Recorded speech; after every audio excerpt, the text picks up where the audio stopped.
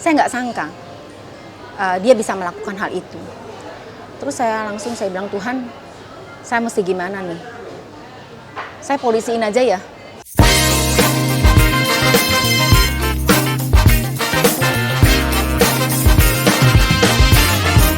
Nah, ini berhubung dari kita udah lihat fasilitas yang keren sekali, terus kita kepanasan teman-teman. Jadi saya diajak Bu Mira untuk kita ngafe ya, nongkrong di mall yang ada di bawahnya kawasan The Villas tadi. Ya, jadi kita sekarang lagi mau makan ya, sambil kita mau ngobrol mengenai Ibu Mira nih. Ya, salah satu top agent yang paling ngetop di Kelapa Gading. Waduh. Wah. Ya, tadi kita emang kepanasan ya. Kita kepanasan sampai lantak nih, muka merah. ya, Bu. Nggak bisa dibohongin ya. Betul. Jadi memang kita butuh matahari, tapi ternyata panas tidak Matahari membuat tadi cukup over sih, Bu. langsung ya. Tapi Bapak bisa bayangkan Kak, ada rumah di atas mall gitu kan, kelihatannya memang Tadi bener-bener itu baru pertama kali saya tahu ada konsep yang seperti itu. Dan memang saya lihat tadi itu elit ya, kemudian memang private, dan memang fasilitasnya tuh benar-benar mewah sih tadi. Kayak berasa tinggal di resort. ya. Ya. Dan kalau kita karena berhubung rumahnya di atas mall, segala kebutuhan apapun kita tinggal turun. Tinggal Pak. turun. Ya kayak Seperti sekarang nih, nih. kita kepanasan, kita langsung turun, nggak usah keluar dari kawasan, udah tinggal makan. Saya tinggal tawarkan Bapak mau western food, Thailand food, Eropa, atau mau Banyak pilihan ya, Bu ya? banyak sekali. Kebutuhan hari-hari rumah tangga pun di bawah ada superstore, Pak. Ada superstore Ya, ya? jadi bisa belanja. Kulkas kita ada di bawah. Ada di bawah.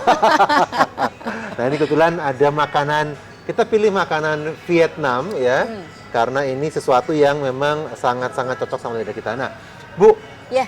sebagai seorang top agent yang udah sangat terkenal di kawasan Kelapa Gading, sebenarnya dulu awalnya itu Ibu mulainya dari mana sih? Kalau cerita awal, saya itu sebetulnya awalnya pertama-tama terjun ke properti itu sebagai investor, Pak. Jadi waktu saya baru nikah, anak-anak masih kecil-kecil, kan biasanya pasti ada uang lebih tuh daripada di deposito, di tabungan. Nah, saya biasanya suka investasi di properti.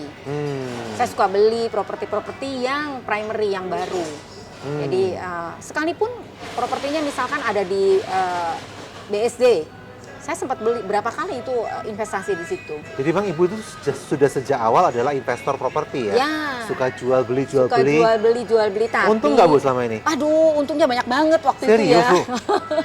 Iya, kita bisa untung 2 kali lipat, Pak. Jadi Gimana itu? Jadi misalkan kita beli pertama nih dari developer, Ya. Harganya misalkan rumah-rumah dulu kan 600 juta. Ya, Nah, ya. ketika udah udah dibangun, setahun kemudian, setahun setengah deh, itu saya bisa jual 1,2. Wah, lumayan banget untungnya. Oh, wow. Justru dari situ suami juga dulu ya almarhum nggak pernah komplain lah. Nggak pernah komplain. Uangnya dipakai kemana Shoppingnya nih? untuk properti, Shoppingnya bukan untuk tas ya, Bu. Iya, iya. Nah, jadi dari situ kemudian memang jadi berarti properti itu salah satu investasi yang paling baik lah menurut saya ya. Di samping mungkin investasi-investasi yang lain. Nah, tetapi dalam setiap jual beli saya biasanya memang memanfaatkan tenaga profesional. Nah, kebetulan adik saya tuh udah lebih dahulu terjun ke dunia perbrokeran ini. Dulu waktu saat jual beli dibantu oleh adiknya juga? Dibantu oleh adik ya. Oke. Dibantu oleh adik atau untuk yang lokasinya agak jauh di sekitar BSD, saya akan cari profesional agent di daerah BSD sana. Ya. Oke. Nah, kemudian karena dia memang sudah mulai lebih dulu ya, dia juga kadang-kadang memberikan masukan, nih ada murah nih gitu, mau ambil nggak gitu. Jadi awalnya dari situ, saya mengawali terjun ke properti dari situ. Dan itu waktu itu udah langsung mulai di Kelapa Gading? Rumah saya masih di Sunter saat Ibu itu. di Sunter waktu itu Ya, rumahnya? rumah saya masih di Sunter. Itu tahun berapa Bu kira-kira? Saya di Sunter itu dari 1995 saya di Sunter. 95? Ya. Sampai kemudian pada Saya saat Ibu mulai terjun ke properti, ceritanya bagaimana? Nah, itu dari 95 itu setelah saya menikah ya, saya udah mulai jual beli ya, beli jual, investor. beli jual ya, investor, investasi lah. Nah, kemudian sampai kira-kira 2012, adik saya yang sudah terjun ke properti, dia sudah memiliki 3 kantor di Sunter. Oh, oke. Nah, dia waktu itu saat itu mengalami kesulitan dengan salah satu kantornya yang tidak ada manajernya lah. Nggak ada pengelolanya. Nggak ada pengelolanya, Oke, ya. oke. Nah akhirnya dia menawarkan kepada saya, mau nggak bantuin di kantor? Lihat deh, ada 2 kantor dia yang kemudian yang memang runningnya nggak begitu bagus gitu. Dia tawarkan saya, dia tahu memang saya suka properti kan. Akhirnya terus saya terjunlah lihat. Saya belajar cepat sekali dari dia, belajar dia meeting dengan timnya, saya lihatin dia meeting sama timnya. Terus kemudian dia tawarkan saya, mau nggak katanya pegang nih salah satu kantor, karena dia nggak mungkin handle semua. Nah dari situlah saya tertantang gitu, saya lihat boleh juga nih ya.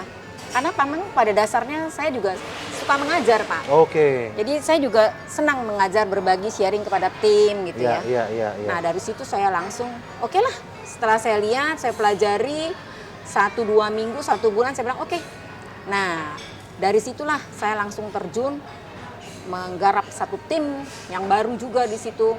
Seru juga, ternyata seru Pak. Saya pernah itu bikin open house itu 1 hari 10 rumah. 10 rumah saya bikin 2 tim, 5 orang. Saya bikin 1 rumah itu 2 orang marketing, 2 orang marketing. Saya keliling 1 hari itu 10 rumah itu. Saya beliin makanan, bawain makanan semua. Tapi saya siapin semua buku tamu, aqua, mereka AC dinyalain semua. Ternyata tim saya juga solid juga tuh saat itu. Saya membantu dia itu. Nah itu berkembang dengan cepatnya. Itu sebenarnya waktu Ibu mulai mengelola kantor itu di kawasan Sunter. Nah Masih itu di tahun kawasan berapa? 2012-an. 2012. Oke. Jadi terjun langsung ditunjuk untuk mengelola kantor oleh adiknya Ibu waktu itu. Oke. Jadi bukan sebagai dari marketing. Bukan dari marketing ya, langsung bukan. dipercaya untuk mengelola satu kantor. Ya. Itu ya pertama mungkin karena dia tahu saya juga kalau megang sesuatu atau saya bekerja itu saya pasti sungguh-sungguh serius gitu. Nggak ada saya setengah-setengah main-main gitu. Ya seru juga. Nah ternyata setelah saya jalani, seru juga ya bisnis ini ya. Enak juga ya gitu ya. Tiap hari ketemu dengan tim, terus ketemu dengan para customer yang macam-macam karakternya gitu ya. Nah ya akhirnya berjalan dengan baik saat itu. Sampai 1 tahun lumayan lah ya keuntungannya untuk kantor itu gitu. Terus gimana ceritanya tiba-tiba Ibu sekarang jadi penguasa properti di Kelapa Gading? Penguasa sermamat nih. Sebetulnya sih pada saat itu saya memang sama-sama di Sunter kan. Buka kantornya juga di Sunter. Oke. Nah hari itu kita pas lagi hadirlah di acara Real Estate Broker Associate ya. Oh asosiasi Real Estate Arebi. Broker. Arebi. Ya. Diadakan di Jakarta Barat kalau nggak salah. Oke. Kemudian saya bersama adik saya ada salah satu brand yang pasang meja gitu loh. Buka counter di sana. Buka counter ya. Oh. Buka counter. Tapi kan waktu itu Ibu sudah ada brandnya, yang dengan adiknya kan waktu itu. Iya. Nah, adik saya juga kebetulan memang punya tanda petik luka batin lah. Dia kan sudah lebih tahu nih. Dia sudah lebih lama di bidang ini. Udah lebih dari 10 tahun saat itu. Ya, jadi dia juga udah merasa ada satu kasus di dia, terus dia ngajakin saya, ayo kita pindah brand. Saya bilang, yakin? Iya yakin, ayo kita buka brand baru. Kita buka 10 kantor, dia bilang gitu. Ganti merek maksudnya Ganti merek, iya Pak, ganti merek. Saya bilang, yakin kamu? Yakin. Nanti kamu pegang Kelapa Gading 5 kantor, saya pegang Sunter dan lain-lain 5 kantor. Kita gabung jadi satu. Saya bilang, bener kamu, bener. Iya. Nah, akhirnya meliriklah salah satu meja yang sedang pasang standing banner tuh, pasang counter ya? Counter, nah kemudian kita mulai bicara-bicara. Jadi saya sama adik saya bicara, kita ngobrol-ngobrol, apa sih benefitnya dengan brand yang ini, apa segala macam. Nah, berjalannya waktu, nego, udah sampai ujung, ternyata dia akhirnya nggak jadi. Oh, adiknya Ibu malah cancel? Malah cancel, dia malah nggak jadi karena pertama timnya dia bilang dia mungkin udah lebih convenient dengan brand yang lama. Udah terbiasa dengan brand yang lama? Sudah terbiasa. Oke. Kemudian juga dari pihak keluarganya dia kurang begitu support untuk di brand yang baru ini. Oke. Nah, di saat negosiasi itu sayalah ditembak sama adik saya. Nggak tahu deh nih kalau Bu Miranya mau. Wah, saya kan juga waktu itu. Jadi udah ada pembicaraan dengan satu brand yang baru dan tiba-tiba adik nggak jadi, tapi ibu Nembak ke ditodong. saya, iya saya ditodong langsung. Nih kalau Bu Mira mau Seragapan dong. sini. Terus saya juga langsung yang tadinya sama sekali nggak pernah kepikiran gitu ya, nggak pernah kepikiran mau bikin brand sendiri atau Iya, gimana gitu. iya. Akhirnya terus saya bilang, waduh, saya ditodong gitu sama pihak dari master franchise. Iya. Saya bilang, coba ya nanti saya pikir dulu, saya bilang gitu. Nah saya juga memang akhirnya saya liatin adik saya bilang bener kamu gitu ya. Iya, iya, iya. Nah akhirnya saya merenung lah, saya tanya Tuhan. Saya tanya Tuhan gimana ini gitu ya. Ada kesempatan. Sebetulnya kalau saya nggak kerja, mohon maaf ya, kalau saya nggak kerja pun saya baik-baik aja gitu loh. Buat anak-anak, buat sekolah, adalah cukuplah gitu. Tetapi masa saya mau seperti ini aja? Saya tuh harus menjadi role model buat Betul. anak-anak saya gitu loh. Dan ibu kayaknya juga bukan orang yang bisa diem ya. Ya, bukan cuma orang yang ngurusin harga cabai berapa Iya. nih, sekilo. Harga bakso berapa nih gitu. Jadi saya juga orangnya nggak pernah pertilan kayak gitu Iya, gitu loh. iya, Memang iya, dari iya. dulu kerjaan saya di office. Iya. Dari zaman saya muda tuh saya udah selalu terjun ke office. Nah, setelah itu saya bertanya pada Tuhan, saya juga minta support orang tua. Dalam hal ini mami saya kan Iya. juga masih ada ya. Iya. Saya pasti bertanya sama beliau. Saya bilang, gimana Mam ini? Nah saat itulah mami akhirnya bilang, mami memberikan restunya. Oke. Bahkan mereknya yang sekarang nih Mulia, Iya, ya Mulia iya, itu iya. mami yang kasih. Oh itu orang tua yang Iya. punya ide. Ya, mami bilang pakai merek Mulia aja, biar nanti kerjaanmu mulia katanya. Wow. Wow, akhirnya saya pikir-pikir kalau mami kasih restu ya oke lah kita jalan gitu. Iya, iya, iya. Nah memang saat itu akhirnya dengan sedikit nekat ya, tapi pasti dengan perencanaan juga yang matang dan dasarnya memang mau berbagi, saya langsung buka 3 kantor Pak. Itu tahun berapa Bu berarti? Itu 2014. Oh, berarti 2012 memulai dengan adik Iya. di yang lama ya, yang lama, pertama. 2014 Ibu mulai dengan kantor yang baru. Kantor yang baru. Tapi udah ada timnya waktu itu. Belum Pak. Oh, Saya keluar dari tempat adik saya Ah. itu benar-benar sendirian. Bahkan saya Jadi mulai ganti, dari nol? iya, saya bahkan ganti nomor telepon, ganti nomor HP saya. oke. Saya pikir saya juga tidak mau menyakiti hati dia. Gitu. Saya benar-benar dengan diri yang baru. jadi Bu lepaskan semuanya. Lepas semuanya. Saya memang bawa diri saya sendiri. Oke, oke. Bahkan listing kantor-kantor itu pun saya nggak ambil. Saya betul-betul mulai dari yang baru. Nah, karena saya tinggalnya kemudian memang udah pindah juga di kawasan Kelapa Kelapa Gading Gading, Square iya, di Moy iya, ini. iya. Kan ini kawasan yang cukup baik ya, Iya, cukup iya, hidup dengan betul. tingkat hunian yang Iya, tinggi. iya. Apartemen di sekelilingnya juga hampir sudah lebih dari 80-90% terisi. Nah, saya melirik lokasi kantor yang ada di sini. Oh, ruko-ruko yang di Moy sini. Iya, Oke. ruko yang ada di sini. Oke. Saya langsung melirik, saya pikir ini kalau dijadiin office ini barangkali untuk bisa langsung running gitu loh. Prospeknya ya. Prospeknya karena track marketnya udah jelas gitu.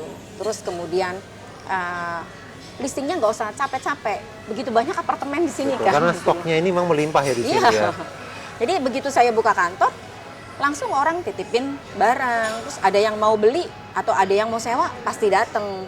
Berarti 2014 tuh Ibu pakai brand baru, buka 1 kantor waktu itu ya? Ya, langsung saya buka 3 kantor, Pak. Hah? Serius Bu? Saya buka langsung 3 kantor. Tadi saya bilang. Loh, kan Ibu nggak ada tim waktu itu? Ya, saya nggak punya tim. Ah. Nah, kemudian karena saya kan punya teman-teman juga kan. Iya, iya, Nah, iya. Akhirnya ada salah satu yang jadi manajer saya ini, ya saya bilang, ini saya punya salah satu aset juga, ruko saya yang ada di Kelapa Gading di belakang. Saya bilang, kamu duduk di situ aja. Kamu jadi manajer di situ. Oke. Saya gaji Oke. buat uang sakumu. Iya. Ya. Selanjutnya kamu cuman tinggal rekrut aja. Saya yang akan ngajar. Oke. Saya bilang materi pengajaran saya bikin. Saya belajar cepat. Saya training di brand lama jadi marketing. Saya training jadi prinsipal. Di brand yang baru saya training jadi marketing. Saya training jadi prinsipal. Dari awal lagi. Dari awal. Dua brand itu semua materinya saya ambil. Saya buat sendiri. Oke. Karena saya kan praktisi. Iya. Jadi saya tahu yang dibutuhkan ini. Iya, ini. iya, iya. Yang ini nggak dibutuhkan. Oke. Nah, saya akhirnya bikin sendiri materinya. Oke. Nah, disitulah semua tugasnya manajer itu rekrut aja. Nanti kamu closing, saya ngajarin. Oke. Karena yang jadi manajer ini pun juga belum pernah closing. belum tahu properti juga. Ini benar-benar orang luar yang Ibu tarik untuk Iya, mengelola? iya. Oke. Jadi benar-benar dari nol juga. Iya. Iya. Tapi saya akhirnya bekerja dengan full konsentrasi. Senin saya meeting di kantor A, Selasa saya meeting di kantor B, Rabu saya meeting di kantor C. Ya. Bergantian. Masing-masing manajer saya suruh mereka rekrut aja. Nah, saya selalu mengajar di situ. Kalau ada masalah silakan kontak saya. Nah, mimpi saya memang saat itu saya punya head office, lalu saya punya branch office. Yeah. Nah, branch office inilah saya berbagi saham. Oke. Karena yang jaga nanti harus kebagian dong sahamnya. Yang jaga harus happy dong. Iya. Gitu loh. Karena kan mata saya cuma dua, tangan saya cuma dua. Mereka adalah perpanjangan tangan saya. So that's why kenapa saya berbagi saham dengan teman-teman yang ada di branch office. Tapi ini semua teman-teman dekat ya Bu ya? Ya, cukup dekat. Cukup dekat. Ya, ibaratnya saya tahulah mereka bagaimana. Oke. Nah, yang di MOI memang saya yang kelola sendiri. Yang di tempat ini sekarang di tempat ini ini, Ibu iya. tetap pegang sampai dari dulu sekarang ya berarti? Iya, Oke, memang dari dulu. Karena ini kan saya pikir sebagai head office ya Iya, Pak ya. iya. Mudah-mudahan long term-nya saya bisa mewariskan kepada anak-anak saya. Dan kebetulan Ibu juga tinggal di sini soalnya. Kebetulan saya tinggal di sini, jadi kan lebih gampang Nggak usah kemana-mana. kan. Iya. Ini udah satu kawasan yang jadi gitu. Nah akhirnya ternyata ya mimpi ya tinggal mimpi ya. Kita kerja keras setengah mati. Hasilnya tahun pertama, tahun kedua kita tahu buka usaha gampang, tapi belum tentu menjalankannya itu semudah yang Bukanya sih dipikirkan. gampang, Bukanya tapi gampang. merintisnya itu, Yes. iya kan? Nah, tertatih-tatih dapetin marketing yang bagus, yang apa, tapi dapat yang bagus ya saya trainingin segala macam. Sampai tahun pertama, tahun kedua kantor branch office itu ya cukup tekor lah ya, minus lah ya, bleeding lah ya. 2 tahun pertama. 2 tahun pertama. Sampai kemudian di tahun ketiga dia mulai running, mulai bagus, dapat marketing yang bagus. Tapi mulailah tuh akhirnya saya juga belajar ya karakter orang macam-macam. Ternyata Kenapa Bu? inilah pelajaran saya yang pertama. Buka branch office itu nggak boleh di trade area yang sama Pak. Oke. Karena dia menjadi kompetitor kita. Bersaing dengan induknya. kantor pusatnya. Yes. Oke. Jadi di bawah di lapangan para marketing itu juga jadi berebutan Oke, gontok-gontokan sendiri. Gontok-gontokan sendiri. Oh, oke. Nah, terus kalau saya bikin program acara, saya bikin program nih, bikin apa? Iya. Dia nggak mau datang, nggak mau hadir. Bahkan hanya utus office boy-nya aja. Ah, serius Bu? Serius, Pak. Masa saya berani bohong? Ya.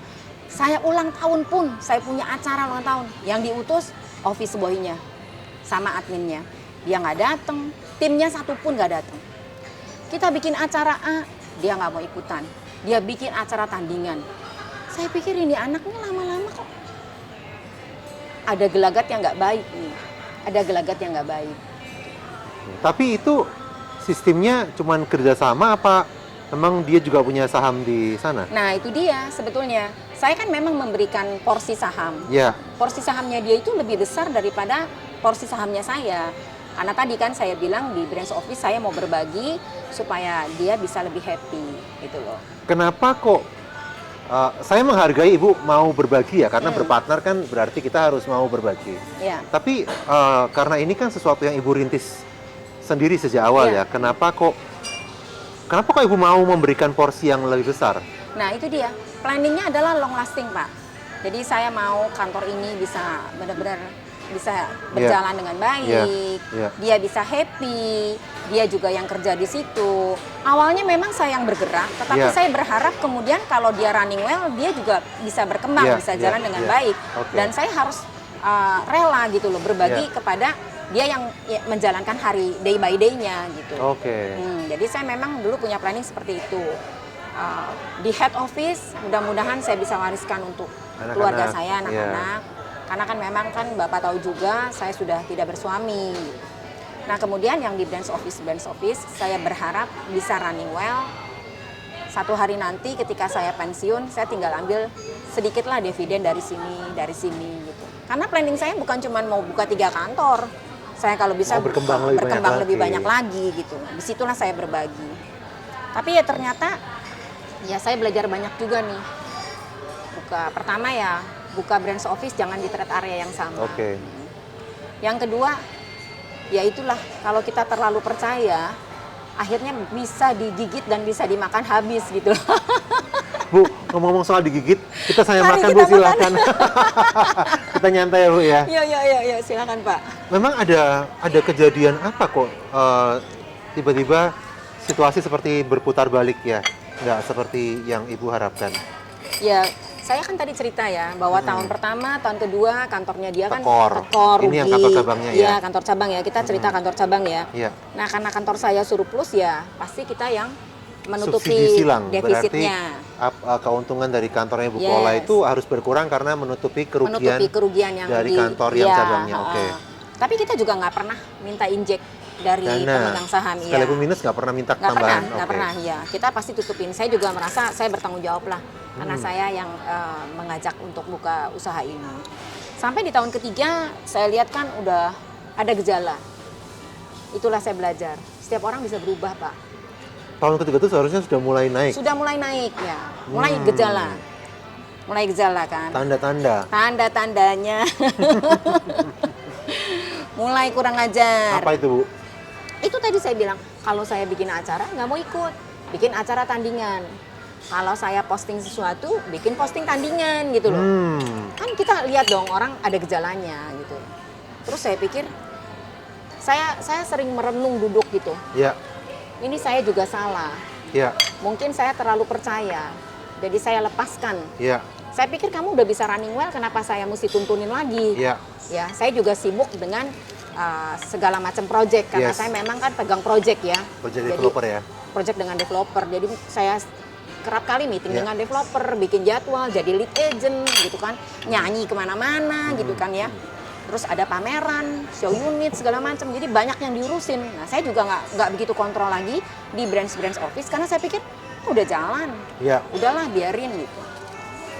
Nah ternyata ya akhirnya itulah sesuatu yang didiamkan, yang dibiarkan, ya akhirnya jadi menginjak kepala gitu loh. Berapa lama itu terjadi? 2 tahun Pak. 2 tahun ketika franchise kita di tahun kelima mau berakhir, tiba-tiba dia langsung bilang, sebelum berakhir ya, dia bilang dia mau memisahkan diri. Saya bilang silakan, setiap orang kan berhak untuk maju. Ini dia, kalau kita bilang berhak untuk maju, dia tangkap itu. Tapi kan harapannya kan tidak melanggar etika, ya kan, tidak membuat rusak lah seluruh tata krama gitu kan. Tidak merugikan lah ya. Tidak merugikan, ya. Nah terjadilah semua apa yang di luar prediksi saya. Dia keluar, dia bawa semua timnya semua, bahkan komputer semua, Peralatan database kantor? semua, peralatan kantor ya. Dia tinggalin semua sisa-sisa barang-barang rongsokan. Yang bikin saya sempet shock itu kaget tuh, pintu kantor Pak, ruko itu kan ada pintu kaca, itu pun dia ambil semua. Serius Bu? Serius.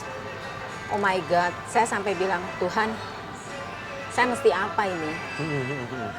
Saya waktu itu, saat itu, hari itu, saya kan orang Katolik nih Pak. Iya. Saya tuh ketempatan Rosario, doa Rosario. Biasanya kalau bulan-bulan kayak sekarang nih, bulan-bulan Mei, dulu Rosario tuh patung Bunda Maria tuh diusung gitu ya. Disemayamkan dari satu rumah ke rumah lain. Hari itu tuh saya ketempatan untuk doa Rosario malamnya. Jadi saya pasti sibuk dong cari bunga, nata rumah Iya, gitu. iya. Tapi hari itu adalah serah terima unit kantor branch office saya. Hari Official dia meninggalkan ya, tempat itu. secara official. Nah, malamnya, sorenya semua saya udah bagi semua duit. Sisa uang di kantor semua saya bagiin semua. Saya udah transferin semuanya. Tiba-tiba accounting saya bilang, Bu, ini kok ada satu nih nyangkut nih. Kenapa ya? Mungkin ada apa gitu. Oh ya udah, besok aja lah. Saya udah capek, saya bilang. Iya. Besok aja saya transferin. Ada sekitar 40 juta yang nyangkut. Terus saya bilang, ya udah besok aja. Iya. Pagi-pagi saya instruksiin semua admin saya, OB dan beberapa tim marketing. Coba tolong lihat deh ke kantor cabang itu. Iya. Kita mau serah terima eh, ruko. Nanti tolong dicatetin aja semua barangnya. Nah itulah dia, kayak disambar geledek saya lihat ruko saya. Pintu kaca hilang, AC hilang, semua hilang. Dia tinggalin cuman meja yang rongsokan kayak gitu. Saya sampai urut dada kan, saya bilang, aduh Tuhan, saya mau apain ini? Kepala saya mendidih. Saya rasanya mau lapor polisi hari itu. Itu sebenarnya ruko punya ibu ya? Punya saya rukonya. Pak, ruang lantai 2 kan kita bikin sekat kan, ruang manajer. Itu pun hilang. Semuanya hilang. Wow. Terus saya langsung bersujud ya, saya nangis.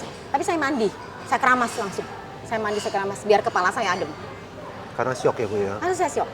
Saya nggak sangka dia bisa melakukan hal itu. Terus saya langsung saya bilang, Tuhan, saya mesti gimana nih? Saya polisiin aja ya, saya pikir. Terus saya pikir-pikir lagi. Udahlah, menang jadi arang, kalah jadi abu. Karena ternyata manajer yang saya tempatkan di situ bukan orang lain. Maksudnya Ibu? Bukan orang lain memang, masih keponakan saya. Jadi ini saya bukan orang luar yang di-hire gitu? bukan. Dia baru lulus sekolah. Jadi dari yang masih closing aja nggak pernah, baru lulus sekolah. Anak saya kan yang paling besar masih kuliah waktu itu. Anak saya yang paling kecil waktu ditinggal almarhum juga masih umur 10 tahun. Berarti Ibu ini tantenya beliau ya? Iya. Saya pikir-pikir kalau saya polisiin juga Hubungan keluarga pasti rusak, iya. rusak. Saya bilang gini, kamu mau ambil apa, kenapa nggak ngomong? Ngomong aja. Kamu tahu nggak, setiap kaca yang kamu ambil itu ada saham saya. Walaupun cuma lebih sedikit dari kamu. Ada saham saya. Di tiap potongan kaca, di tiap potongan sofa yang kamu ambil, komputer, apapun di situ, itu ada bagian saya di situ. Dia tidak peduli. Bahkan dia menagih saya, yang saya bilang ada yang nyangkut satu, cek nyangkut gitu. Saya nggak tahu kenapa, itu juga saya nggak ngerti. Akunting saya bilang, Bu, ini masih nyangkut satu nih. Ya udah, saya bilang ditransferin aja semuanya. Udah saya transfer semua, nyangkut. Saya bilang, oh Bunda, terima kasih. Ada yang nyangkut satu.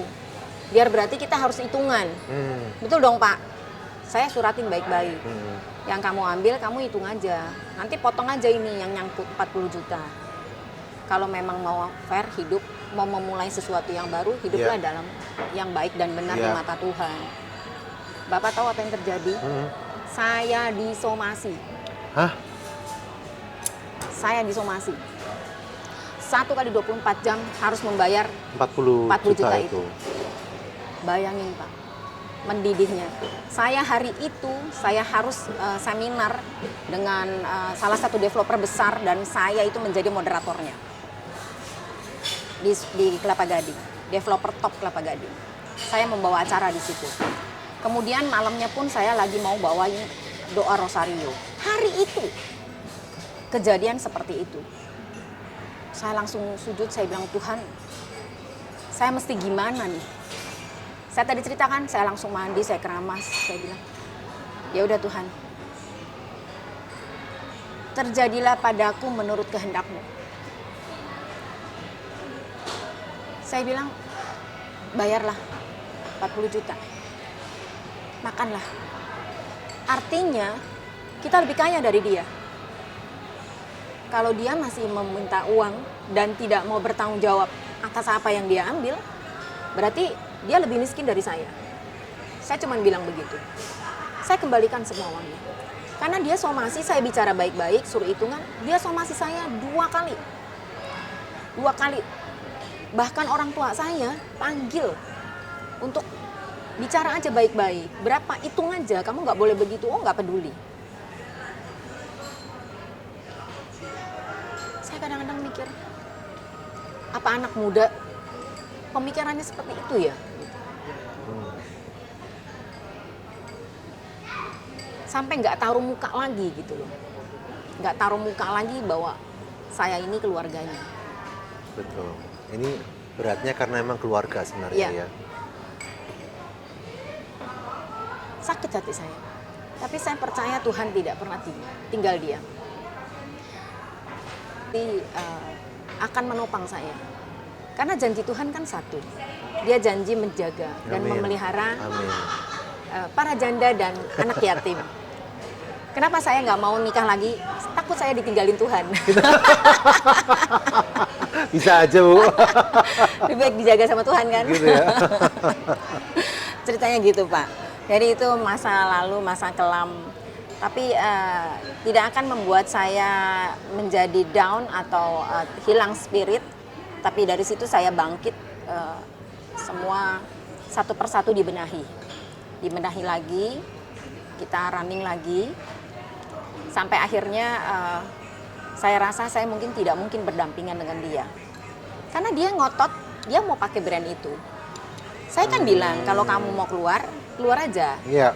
Baik-baik aja. Saya nggak pernah takut dengan brand. Karena brand itu adalah diri kita. Iya. Dimanapun kita berada, kalau pelayanan kita baik, Orang taunya kita. Orang taunya kita. Iya. nah sampai akhirnya dia tetap mau ambil brand itu. Bahkan dia tawar saya. Dia tawar saya loh. Tante mau nggak harga sekian? Dia berani bayar saya. Terus saya bilang gini, saya nggak mau duit kamu sepeser pun. Mohon maaf, kantor aja tuh punya saya. Tapi saya bilang, ya sudah silahkan aja buka brand yang lain. Enggak, saya mau pakai brand itu. Dan ternyata memang brand itu pun memfasilitasi. Ya memang marketingnya kan memang salah satu yang Maksudnya top. ini brand ini adalah merek. Merek ya, Oh, master sorry, franchise-nya. oke, ya. Master franchise-nya ini Ya. juga memfasilitasi karena dia salah satu yang top agent lah gitu ya. Top agent yang sangat terkenal juga gitu. Terus akhirnya ya saya bilang, ya silahkan lah. Saya keluar, akhirnya Tuhan menuntun saya ketemu Pak Daniel.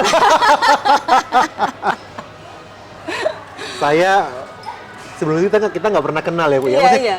kita kenal karena pernah ketemu di berbagai event, Iya. tapi kita nggak dekat ya kan. Nggak pernah, iya. Tapi, Tapi ya, akhirnya, kalau saya belajar dari pengalaman Ibu Mira melewati berbagai pencobaan yang dari Ibu alami ya. ya. Sambil makan ya Pak? Ya, hikmah apa sih Bu yang Ibu dapatkan dari peristiwa-peristiwa yang tadi Ibu ceritakan itu sebenarnya? Pelajaran apa, Bu?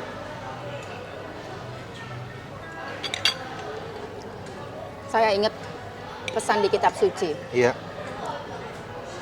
Tuhan bilang, kamu harus tulus seperti merpati. Oke. Tapi kamu juga jangan tulus-tulus amat jadi orang. Harus cerdik loh Bu, Harus katanya cerdik seperti ular. Iya. Nah, itu yang saya dapat. Kalau tulus doang jadi korban terus. Nah,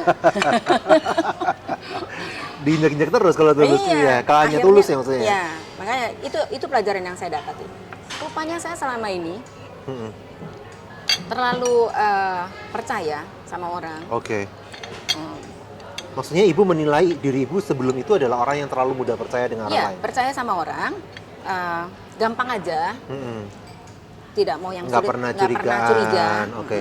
Buat saya kalau kamu bisa running well, kenapa enggak gitu loh?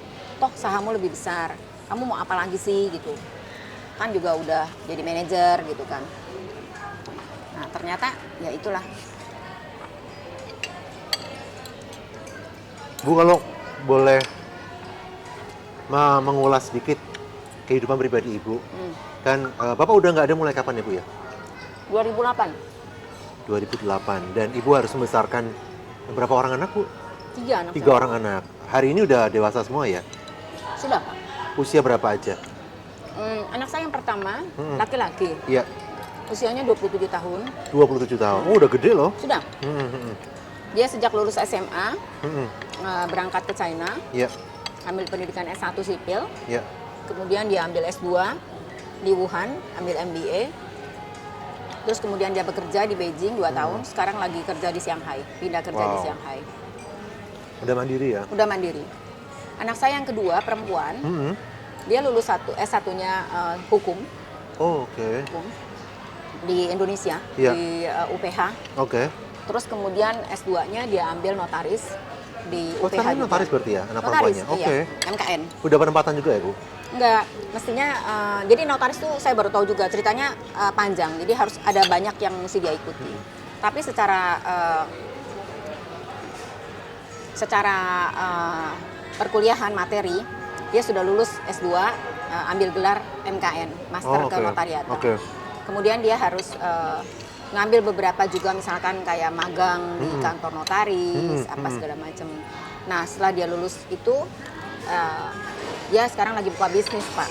Oh, Dia bilang kalau jadi notaris itu harus usianya 27 tahun. Sedangkan dia masih 24 tahun. oh masih lama ya 3 tahun Masih nanti. lama dan dia harus magang 2 tahun. Oke. Kalau magang itu kan kayak orang di pelonco gitu loh. Betul. Dijadiin tukang fotokopi. Dia bilang mending dia masih muda dia buka bisnis. Ternyata puji Tuhan bisnisnya juga running well. Bagus juga bisnisnya. Di bidang logistik. Oh, Ya. wow. Nah, terus akhirnya anak saya yang ketiga, Yansen, yang memang dari SMA tuh saya sudah didik dia. Hmm. Sejak liburan SMA, sekolah, saya suruh training. Training Di brand saya yang lama. oh marketing maksudnya. Marketing. Oh. Jadi dia udah jualan. Dia dari Wow. SMA tuh udah jualan. Dia udah nggak pernah saya kasih uang jajan Wah. dari SMA. Udah dari hasil dia jualan apartemen. Closing day yang pertama pun saya nggak temenin loh, Pak. Saya di saat yang bersamaan harus mendampingi marketing saya yang lain. Marketing kantor cabang saya yang baru mau closing karena manajernya nggak nemenin, Iya, saya iya, yang iya. nemenin. Itu closing pertama anak saya. Dia berangkat sendiri ke notaris, dia bingung dia kerjain sendiri tuh Yansen. Berarti Closing dia. ini anak yang terakhir yang mewarisi bakatnya Ibu kayaknya ya. Nah, mudah-mudahan. Ya akhirnya dia lulus S1 kemarin. Memang saya kan lihat dia berbakat di bidang komunikasi. Iya, iya. Jadi dia memang saya suruh ambil sekolah komunikasi. Komunikasi. Nah sekarang lagi mau lanjut studi S2-nya. S2-nya. Oke. Mudah-mudahan bisa diterima sih, lagi daftar juga. Tapi sekarang kan lagi online nih, semuanya lagi online. Pada saat Bapak nggak ada, anak-anak masih umur berapa waktu itu, Bu? Nah, itu ada satu kejadian yang sedih juga ya. Jadi waktu suami saya meninggal, Ya. itu anak saya Yansen tuh masih 10 tahun.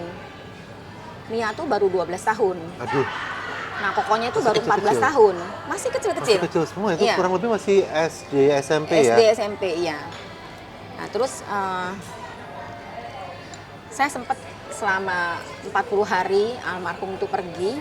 Tiap malam saya pasang lilin rosario aja sama anak-anak. 40 hari saya 40 rosario hari. sama anak-anak. Terus kalau ada ambulan lewat, saya pasti bercucuran air mata. Sedih gitu. Tapi Tuhan menegur saya dengan cara yang tidak biasa. Anak saya yang perempuan itu, Mia itu umurnya 12 tahun. Iya. Mungkin kalau Bapak tahu orangnya juga cuek, diem gitu loh. Diem sekali orangnya, nggak pernah ribut gitu Iya. loh. Iya. Karena dia lihat saya nangis, terus dia bilang gini, Mama nangis kayak gimana pun Papa nggak akan balik lagi. Saya seperti ditampar nggak, Pak? Mama masih punya kita loh. Masih punya Koko, masih ada aku, masih ada Yansen. Saya serasa ditampar sama Tuhan. Iya Tuhan. Dan dia ngomong anak yang cewek Dia ya. ngomong anak kecil. Cewek lagi. Cewek lagi. Tuhan berbicara, Pak. Itu yang saya yakini ya. Lewat anak saya. Saya langsung kayak ditampar, saya bilang, iya ya. Aduh Tuhan, saya langsung bilang, iya Tuhan, saya minta ampun. Masih ada 3 anak saya yang mesti saya urusin. Daripada saya buangin air mata saya setiap hari. Akhirnya dari situ saya baru ibaratnya bangkit gitu. Di 40 harinya suami saya. Saya bangkit, saya langsung, ya Tuhan, saya harus menjaga dan memelihara titipan-Mu. 3-tiganya. Nah dari situlah saya mendampingi mereka. Memang dari kecil anak-anak kalau untuk studi ya, PR atau apa, biasanya memang saya yang selalu dampingin. Jadi kalau mau ulangan, saya pasti bikinin soal. Saya bahkan punya mesin fotokopi sendiri zaman dulu tuh buat fotokopiin. Anak-anak belajar lagi, ulangin lagi sampai semua materi bisa terserap gitu. Nah dari situlah saya bangkit. Betul-betul saya merasa saya disentuh Tuhan untuk, ayo anak-anak, kamu harus bisa jadi orang. Wow. Berarti ini udah lebih dari 10 tahun ya? Udah 13 tahun Iya. kurang lebih ya, Bapak udah nggak ada ya? Udah nggak ada. Dan itu pasti situasi yang tidak mudah dengan anak-anak yang masih usia Iya, masih itu sangat ya, kecil ya. betul. Tapi Dan untungnya, pada saat itu kan Bapak adalah tulang punggung keluarga waktu itu ya? ya, ya. Tapi untungnya ya karena tadi ya penyertaan Tuhan ya, jadinya anak-anak bisa tumbuh berkembang dengan baik ya. Dan saya lihat anak-anak Ibu jadi semua loh. Ya amin Semuanya lah, semua karena karakternya Tuhan. bagus-bagus, pendidikannya juga prestasi, dan memang mereka sepertinya bukan anak-anak yang merepotkan orang tua ya? Enggak. So far saya terima kasih sekali anak-anak tuh berkembang dengan baik ya. Berkembang dan bertumbuh dengan baik ya. Menjadi pribadi yang sangat bertanggung jawab loh saya Iya. lihat semuanya. Ya, Ivan juga selesai S1 full 4 tahun tanpa ada yang harus mengulang Iya, atau iya, apa. iya, iya. Selesai S2 2 tahun, dia penuhi semua dengan baik di waktu yang tepat gitu. Bahkan Mia juga luar biasa. Dia SMA itu dapat akselerasi. Jadi SMA hanya 2 tahun. Wow. Dia itu juga juara loh, Pak. Hmm. Tuh anak. Terus kuliah itu S1-nya hanya 3 tahun. Wih, hebat ya. Makanya dia jadi lulus S2 tuh masih sangat muda. Umurnya jadi belum cukup gitu. Tapi ya puji Tuhan lah, Yansen juga selesai semua S1 sesuai dengan waktunya 4 tahun. Ya puji Tuhan lah, Tuhan jaga dan pelihara mereka. Kalau Ibu hari ini ingin berbicara kepada mungkin para wanita lain yang mungkin memiliki kisah dan perjalanan yang sama, yang sedang dalam keadaan terpuruk atau berat ya, apa sih yang Ibu ingin berikan sebagai encourage buat mereka? Pertama, jangan mudah menyerah, ya. Jangan mudah menyerah. Karena wanita tuh kan pasti perasaannya main banget ya, Bu. Ya. Jadi memang kita nggak bisa mengandalkan perasaan semua.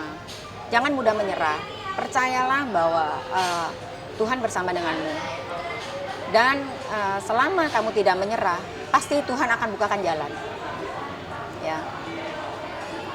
Percaya aja dengan tuntunannya. Saya sendiri nggak memprediksikan akhirnya saya bisa ketemu Bapak.